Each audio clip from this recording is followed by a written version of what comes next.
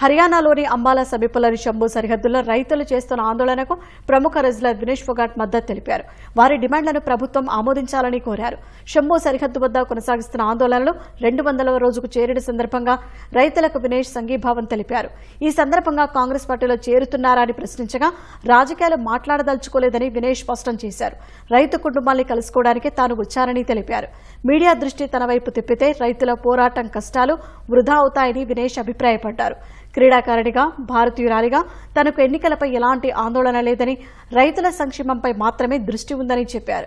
మన హక్కుల కోసం మనమే నిలబడాలని, వాటిని సాధించుకోకుండా వెన్నుకు తిరగవద్దని రైతులకు ఫొగాట్ సూచించారు. రైతుల డిమాండ్లు నెరవేరాలని భగవంతుడిని ప్రార్థిస్తున్నట్లు చెప్పారు. రైతుల డిమాండ్లు నెరవేర్చాలని కేంద్ర ప్రభుత్వాన్ని వినేష్ కోరారు. పంటలకు కనీస మద్దతు ధరను చట్టపరం చేయాలని డిమాండ్ చేస్తూ రైతులు చేపట్టిన ఢిల్లీ మార్చును పోలీసులు శంభు సరిహద్దులో అడ్డుకోవడంతో ఫిబ్రవరి 13 నుంచి కర్షకులు అక్కడే ఆందోళన తెలియజేస్తున్నారు.